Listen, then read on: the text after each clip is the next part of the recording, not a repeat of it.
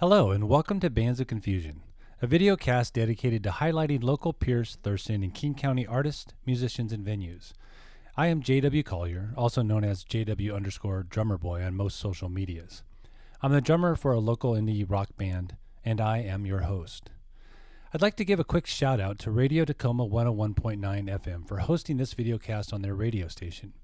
Please tune in on Friday night at 10 p.m. and Saturday night at 9 p.m. to listen to this video cast and all the other amazing shows they have available to you.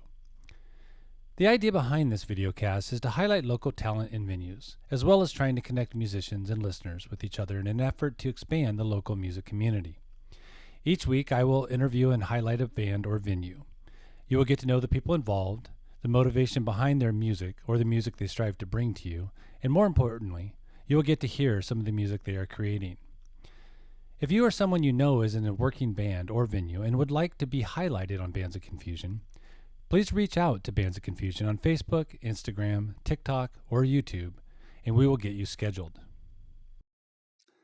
All right, tonight we are here with Mourning Watch, a Seattle band. Thank you guys for showing up and coming. Hey, thanks, JW. Thanks for having us. No problem. Yeah. What I want to do is just have you guys introduce yourselves, your name, the instrument you play, and maybe a little bit about the just band history, how you guys met, how you came up with the name, that kind of a thing. Who wants to start? Okay. My name's Eric Ackerman, and I play guitar and sing. And I had a project idea right as the pandemic was just about to kick in. And then I spent the pandemic writing songs and just wishing that I could play music with people. And so then other things happen later on, but we can get into that in a minute after everybody else gets a chance to jump in. And say Yeah, sounds good. Good. I'm Allie Crace and I play bass, and that rhymed. And you also sing, don't you? I do sing also. I sing a couple of songs and I play guitar a little bit too. Nice. Very cool. So yeah, and I joined Mourning Watch when I answered an ad on Facebook. Musicians wanted. Got in touch with Eric and then went down there, and that was a little bit over a year ago. So yeah. Very cool. Very cool. All right, Tim. I'm Tim. I play the drums. Eric found me on a homeless shelter outside of an orphanage downtown Seattle, and he just decided to pick me up. He had such bright eyes. I had to. I questioned it. Then I'm glad that I just went along with it. Very cool. It was a Facebook ad for me as well, and that was about February? Yeah. Later on in February. Yeah, we just started talking a little bit, and then we met up in person, and then we met up and played some music, and everything just rolled. Rock and roll. He wasn't with us for very long when we played a show, our second show. That's true. So he played his second show with us at Lucky Liquor. With you too, JW. Yeah, that's what I thought it was. Yeah, that was with you guys. Yeah. Yeah. Very cool. So you had a drummer for one show before Tim. So what I started with almost a year and a half ago was a couple of people that I worked with. And then one of the person that was playing bass decided that they wanted to do other things. And so I went camping and got COVID and came, and it was just like, okay, Oh no. this is a really good time to start finding somebody. And that's how the conversation online with Allie started. And then Nice. we also had a drummer that I worked with. And he was with us for a while, and then decided that he wanted to work on other types of music. And so he's doing other things right now in music. But that's, after that first show, we kind of all realized that we wanted to do different things musically, and it was a pretty amicable split. And so he just decided to do that. And then we started looking for another drummer, and pretty quickly met up with Tim. It didn't take very long. That's great. Pretty Yeah, fast. no downtime, especially once you get rolling. It's tough when you have to take a step backwards. Finding a drummer is difficult because they're like all in like 5 bands. Yeah. That's kind of the running theme right now. It seems like, yeah. Yeah. Very cool. All right. And so as the three of you, you guys are a three-piece. The three of you have been together since February? Yeah. Yeah. Okay. And how many shows have you played? Oh gosh, now I have to count 4? them. Let's Together. see. Okay. So we've played 4 total at this point. Yeah. Yeah. Yeah. Okay. On 5 this Sunday. Yeah, 5 on Yes. Sunday. Sunday's the 5th one. Oh, nice. Yeah. And yeah, I was supposed to be playing with you, but that's another story. Yeah. Yeah. Yeah. Well, I hope that show goes good. I'm going to actually come out there and see you guys and support you. So that'll be fun to watch you guys. It'd be really good to see you. Yeah. Yeah, definitely. Hey, okay. So then, let's see, what else do we got? So Mourning Watch, tell me about the name. Where'd that come from? What's the meaning? If you want to share it, or if you want to leave people hanging, that's cool too. Well, okay. I had a name for the project that I was working on during COVID. And, it was me and Allie and the other drummer who departed at that time. And I was like, hold on, we don't have to use the name that I came up with. We haven't played any shows yet. We should see if there's something that we want to do. So we kicked around ideas for a while, and then Well, in their industry, they kept talking about Mourning Watch as an MORNING. And I was like, Okay. hey, that sounds like a cool band name, Mourning Watch. And then Eric got the idea of like, oh, we can make this kind of dark and spell Yeah. MOURING. And because That's I just cool. thought it sounded cool. So I we like it. ended up doing that. That's great. I love it. And then I was thinking about, one of the songs you sent me was is Vampire, right? Vampire Love. Vampire Love. But I was thinking with the vampire thing and then thinking Mourning Watch, I'm like, I wonder if they're thinking, like as vampires, somebody has to stand watch in the morning as the sun comes up. So I had all these things going on in my head. Yeah. yeah, it's really fun. There's just a bunch of different ways you can look at it. It's got that That's great. richness of different levels. Yeah. Very cool. Very cool. All right. So at this point, I'd like to just kind of throw some questions out to you guys and just take turns letting us get to know you a little bit. Okay. So let's just start with as a person individually or as a band, what are some challenges you've faced since you guys have been together, or even before, just being a musician in today's world and trying to make this stuff happen? Everything's so expensive. First speaking, Eric, yes. Scheduling. I mean, Yeah. I really wish I had 40 hours a week to pour into music. But scheduling so that we can all be in the same place at the same time it's a real thing. We all have things going on. We don't work the same kind of hours, and we have other things going on in our lives too. And Yeah.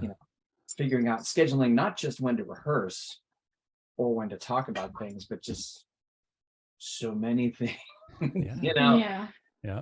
Well, just even like writing songs, making changes to things. But yeah, I hear you. The scheduling thing's tough. It's kind of been in my head where the perfect band is a 3-piece because you have less people to schedule everything. You know what I mean? It just seems to be the best way to go. And the band I'm working with right now is a couple, and we're a 3-piece. So they're together. So it's really only 2 people to schedule. So it's kind of a dream situation. And so I hope it works out. I think the schedule with one person when you have a couple. Yeah, that's cool. Huh? Yeah. All right, Allie, how about you? Oh, scheduling was one of them, but he stole my answer. Yeah. 10 points for Eric. One of the things is also the booking challenges of booking. Okay. It just seems like after the pandemic, there's just been no one was playing out. And so now because of the pandemic, it's like supply and demand. Everyone wants to meet that. So trying to get shows booked, it's like 3 or 4 months in advance. It's just been really hard. Okay. Especially as being a band starting out, because a lot of times they look at like your follows and your online presence and all of that stuff. And so it's just been kind of challenging that way. Okay. Those are just some of the things. Yeah, and I'd be happy to talk with you guys about that a little bit too, because I kind of had the opposite problem. I was getting too many gigs. So let's chat. But my bigger issue was the idea of getting people to the gigs. You know what I mean? Because of what you said, like with the pandemic, it seems like people have stopped going out So how do we get people to come out? That's really why I started this thing, the Bands of Confusion, and trying to get musicians working together to try to help each other get people to gigs, you know? Yeah, I think a big struggle is also people are going to shows, but they're going to tribute and cover shows. They're not really going out to see original music. And I think that's another struggle for us, is that a lot of the things that are getting booked on the weekends, all the prime spots are all being taken over by, I feel like being taken over by tributes. And Okay. a lot of the fan bases, like tributes can pack them in, and like original bands, it's been really difficult to get packed crowds of people to come in. We've been fortunate. We've had some pretty large shows. Like our show at Daryl's was pretty big, and our last show at the Nice. Skylight was pretty huge. Oh, good. Yeah, I want to play the Skylark. I can't say Skylark. Skylark. I want to play there. I like that little. That's a good spot. It really is. You know, Yeah. I'd never been there before, and they were very impressive. Everybody there was just amazing. Those folks That's that they put great. that work there are really a special group of people. Sound guy awesome. there is incredible. Yeah. Oh, very cool. Yeah, very Yeah. cool. All right, Timothy. Do you go by Tim or Timothy? I go by Tim. Tim. Tell me about your challenges. What do you got going on? All joking aside, being a drummer is incredibly expensive. Also, one of the harder things I find with being a drummer is just trying to keep up the energy, trying to keep up the physicality of being a drummer. It takes a lot out of us, and it's something that takes a lot of energy and a lot of effort to keep up with. Going to the gym, taking care of your body, you know, just to keep up with doing what we're doing. Yeah, and just moving the dang equipment, man. Yes. No Yes. joke. That's a real challenge. Unless you've done it, you just don't understand. Yep. When we Yeah. went to the Tears for Fears concert, they moved, Cold War Kids opened up, and the drummer had his drum kit like on wheels. So they just Yep. wheeled it off. Oh, that's awesome. That's A lot of awesome. the big, I do freelance. I work with the stagehand union, so I set up concerts for a living, and that's a majority Oh, of those wow. bands. They do have the drums on a riser in the truck, and they pull it out on the wheel. Wow. Yeah, it's That's cool. very smooth. Yeah, I don't have that. No, I don't have that either. My For the drum rest set's right of us. right behind me here. Yeah. Yeah, All for right. the rest of us, it's a different reality. You know, it's just trying to get all the stuff in. And then, you know, I went and bought a cart in January, and Allie went and bought a cart, and Tim's about to buy a cart. And it's I think I'm gonna too. Yep, it's I on bought the my coolest list. wagon. It's like the deep, like I went on Amazon and I bought like this huge camping wagon, the biggest one that you could buy. Oh, And nice. it's super expensive, but it fits my bass amp, it fits my guitar and my bass guitar and my backpack with all my cables and Nice. stuff. And I just That's wheel cool. myself into places and just like, That's a great idea. Yeah. yeah, it really, because it keeps everything compact and together when I'm not playing. Yeah. and Yeah, it's that's a really great idea. quick. Somebody brought that up to me recently. And I'm like, God, I hadn't thought about it. I've been lucky enough where everywhere I played, it's been a pretty short distance to get loaded in. But I have been worried about that time where I show up and I have to go a half a mile or something to like take all the stuff, and it'd be a nightmare. Or up and down a lot of stairs. Yeah, that's true too. That's true too. Very cool. But that actually leads into something. It's like, I wish that the venue owners and managers would make places actually accessible. I saw an article in the Stranger a little while back about a person who often has to be carried on stage because they can't go up and down the stairs, and I Oh. wish that would be addressed a little bit more. Yeah. Yeah, Um, it seems like the stages a lot of time are like an afterthought, right? They put it in after the thing's already in place, so then there's not a lot of room to or maneuver. or even just the front door. There's a lot of venues where there's a step at the front door, and Oh, okay. really interesting how that works out. Yeah. I like what Tim's Tavern did was they took it from Drunky Two Shoes, and the Drunky Two Shoes stage was 2 steps, but Okay. it was like pebbles. And so what Tim's Tavern did when they took it was they paved it all the way to the first step. So now there's Oh. no more pebbles, and it's just 1 step to the stage. Oh, gotcha. Like Yeah. a small step. Huh. Interesting. Cool.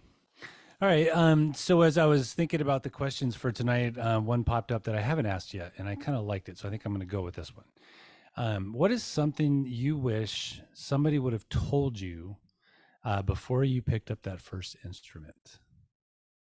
Hearing protection. Gosh, yes. That is true, isn't it? Keep the pots and pans in the cupboard. That mean I was a percussionist when I was like 2. Oh, interesting. Interesting. I mean, I didn't get to start playing guitar until I was out of the house already. So my big thing is I wish somebody had I wish I'd had lessons. That would be great. But I wish somebody had told me is more like pick an instrument that's comfortable and enjoyable to play because you're going to have it in your hands a lot, and pick one that sounds good because you're going to hear it a lot. Right. Buying cheap beginner instruments doesn't really help people stick with an instrument. I don't think. I think they need to get something that they're actually going to enjoy playing, or it's just not going to stick for most people unless you're a crazy person like me who's just bound and determined to do it on any piece of wood. I think it's important just to like play an instrument. Don't get like the best instrument in the world. Like if you're learning how to play guitar, maybe get like a Squier, like a Fender Squier. Yeah. And if you love it, then this is what I do, is like I buy a cheap guitar because I'm not really a guitar player. I'm actually a classically trained violinist. And I've been playing since I was 6. Very cool. But like I got a really cheap guitar, and then when I mastered that, it's kind of like a video game. I leveled up to a more expensive. Yeah, for sure. Guitar, and I just kept leveling up, and now I've got a nice SG, which That's I played. cool. Oh, nice, very cool. Yeah. Mike Rutherford on the last Genesis tour, he was doing nothing but playing those $150 Squires on that last tour, and he got away with it. I mean, if you can make it sound good, you don't need an expensive piece of gear. Yeah, it really is true. I mean, we all like to think that, buying the newest, greatest thing is going to make us sound better, but you just got to play better. It really is true, isn't it? But I liked your first one, hearing protection. That is no joke, man. I have a 13-year-old or 14-year-old now who is, in a band playing guitar, and I have to go into his room every day and like, dude, turn it down. I even got him a decimal level to try to help him so he knows where to stay. But they just keep wanting the volume to go up and go up and go up. I'm like, it's too loud, you're too old. You gotta protect his ears. Awesome. All right. How about let's see. Tell me a funny story about something to do with your musical career. Funny or interesting? I don't have anything funny. Okay, interesting. Sorry. Something interesting with my career. Last summer, when I was starting out doing the stagehand union stuff, I actually got to work with Nick Mason's drum tech, which I thought was incredible. He was setting up for Australian Pink Floyd at the Chateau Saint Michel, and I was wearing a shirt that had drums on it. He's like, "You're my assistant." And he told me that he tours with Nick Mason and Saucer Full of Secrets. So I got to work with that guy. That was really, really cool. Really incredible. Very interesting. Yeah, that's very cool. That's super cool. Something cool that I used to do is I used to play with the Seattle Rock Orchestra.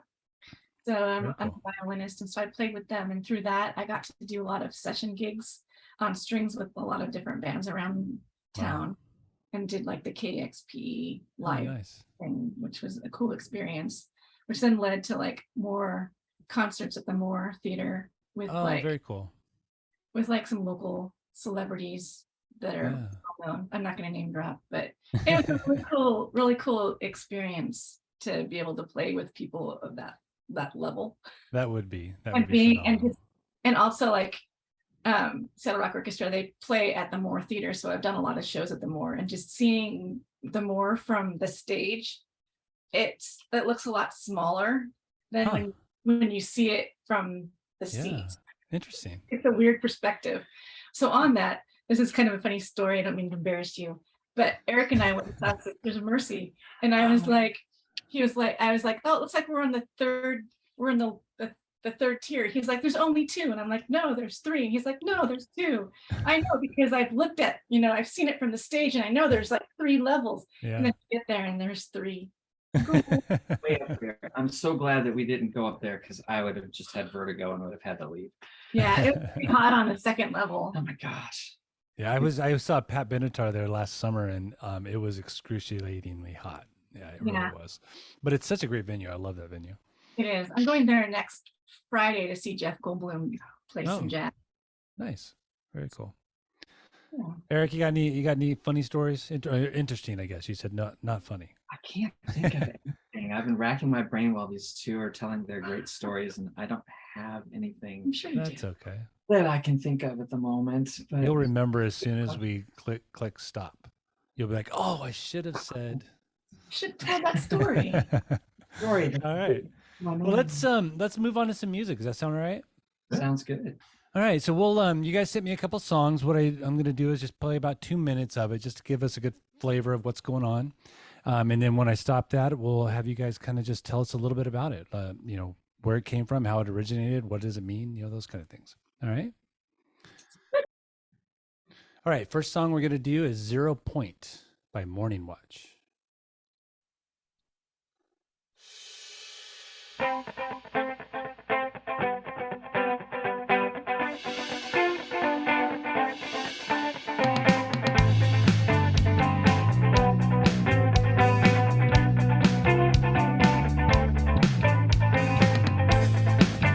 Dreams swimming, your forming silver, emotion framing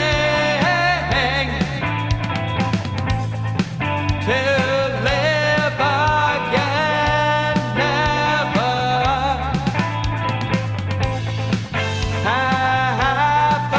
Aperture closing, exposure cover.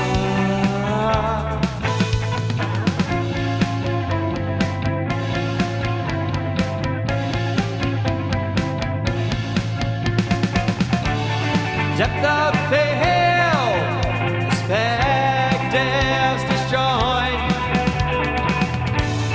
War revealed in 0 point. Depth of field, perspectives disjoined. The war revealed in 0 point.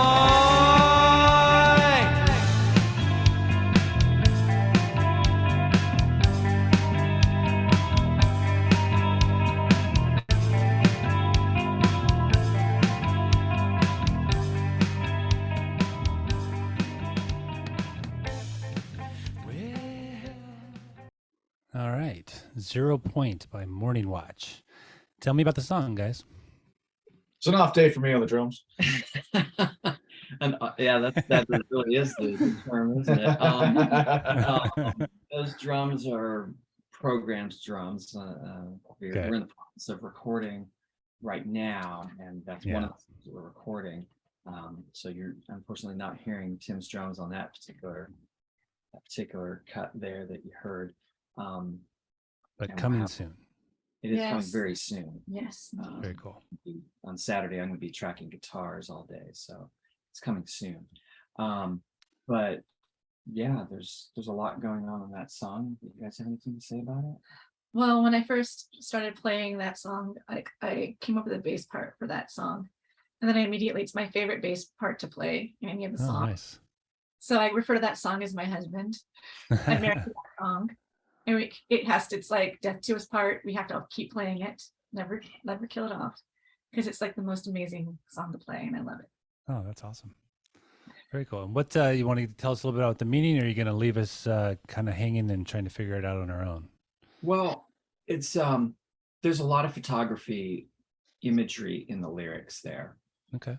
But it's using a metaphor to layer a bunch of other things, you know, some existential and some just regular observations of interacting with human nature in our lives and things. And I think that's about as specific as I want to get, because I think there's something to be said for leaving it up to the listener to decide a lot of what the meaning is for them too. Absolutely. No, that's great. Yeah, it's got a really nice vibe, and your voice is very, very distinct. Enjoy listening to it. Yes, very much. All right, let's go and move on. We'll do song number 2. All right, so this is Vampire Love, and this is Ali on vocals.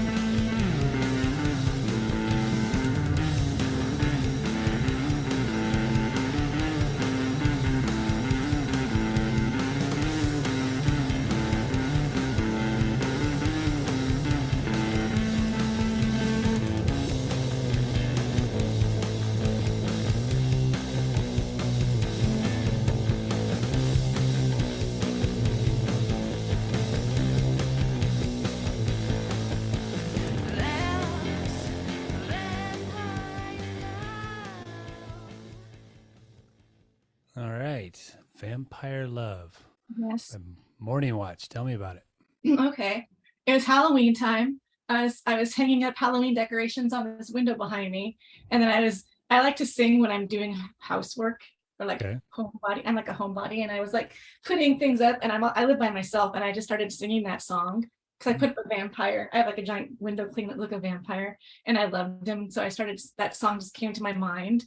So I was like, okay. So then I went to my little recording area and I just grabbed my guitar and I started like doing the riff for it. And then it's that demo that we heard it's all me. They're not on it, but Wow, we're okay. gonna record it on the album. Of course, yeah. And when we play it live, I play guitar, Okay. and Eric plays bass on that. Nice. It confuses me.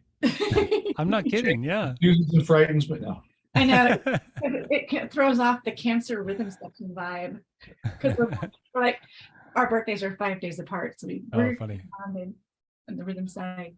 It's cool though. I love the idea of like, you're switching instruments, you're switching singers. It keeps things moving, keeps things alive. I love it. I think it's great. Yeah, there'll be more of that. So we're like we've been saying, we're working on our EP, and then once we get that done, I'm always like thinking of like new things to bring to the table. Of course, yeah. And then I have, of course, being during the pandemic, I have a lot of material that I wrote for a different project called The Beautiful Darlings. But I'm taking a lot of that material from my solo project and moving it over and seeing how we can incorporate it into this group. Cool. So are you ever going to break out your violin?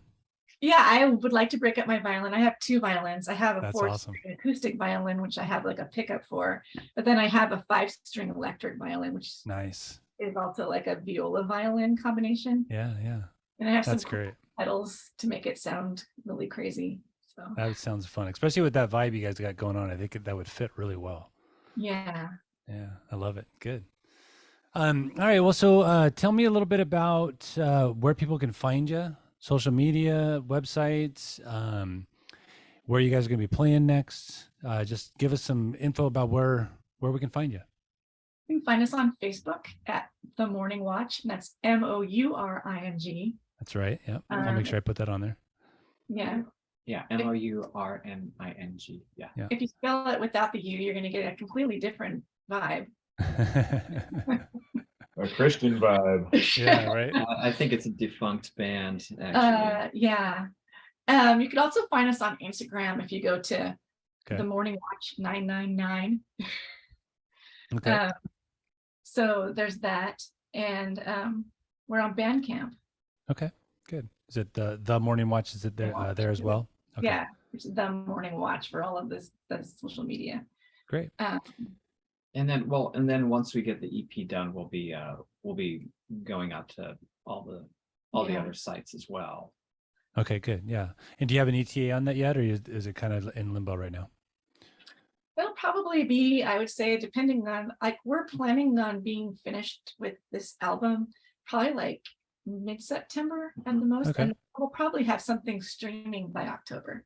Very cool. That's great. Well, congratulations on that, and good luck with the rest of it for sure. Thank you. Yeah. Where are you guys playing? So I know you're playing the Sunset Tavern on the 6th. Yep. Sunday, right? August 6th. Anything else coming up? And then the following Laser Fest. Yeah, the following weekend we're playing in Olympia on the 12th, just Saturday night. And it's an all-day thing. It's called Laser Fest. There's 5 original bands, us being one of them, and then there's like Trip the Wire, and the 3 band, and then Milo Matthews has another band project. I think it's the Milo Matthews Band, and then there's another band, and their name is kind of like, I can't think of what it is right now. I'm so sorry to that band. Okay. Yeah. But it's got blonde in the title. All right. So what I'll do is, I have still trying to put this together, but the idea is going to be that whenever I have a band come on, Bands of Confusion, you guys are going to be kind of like part of the Bands of Confusion family. And so when you guys give me, have shows coming up, just send me that information. I think I'm gonna do it through Facebook, where I'll have just upcoming events and everything, and it'll be all the Bands of Confusion bands and where they're playing and that kind of thing. So just try to keep me informed on that, and I'll keep updating that as I get that going. Okay. Sounds good. Awesome. And then you guys will be playing on Radio Tacoma 101.9 probably next Friday. So I'll let you know about that as well. Cool. Fabulous. Yeah. Thank you. Awesome. Well, thank you guys for coming on. Very cool to meet you. It was good to play with you guys a couple months ago. I'll look forward to seeing you on Sunday. Yes. Well, thanks. Should be a fun Looking forward show. to it. Yeah, it should be really fun. Yeah. It's with Student Nurse and Neverlife. I've played with both, so you guys will enjoy it. Looking forward to that. Yeah, that's All right. yeah, we're definitely looking forward to that one. So thanks Awesome. again for having us. Yeah. on. Yeah, thank you guys. I'll talk to you soon. Thank you again to Radio Tacoma 101.9 FM for hosting this videocast on their Tacoma radio station on Fridays at 10 p.m. and Saturdays at 9 p.m. Thank you for taking the time to log in or tune in to Bands of Confusion, a videocast dedicated to highlighting local Pierce, Thurston, and King County artists, musicians, and venues. I am J.W. Collier, also known as JW_drummerboy on most social medias. I'm the drummer for our local indie rock band, and I am your host. I will see you next week, but until then, get out there and see some live music and support our amazing local music community.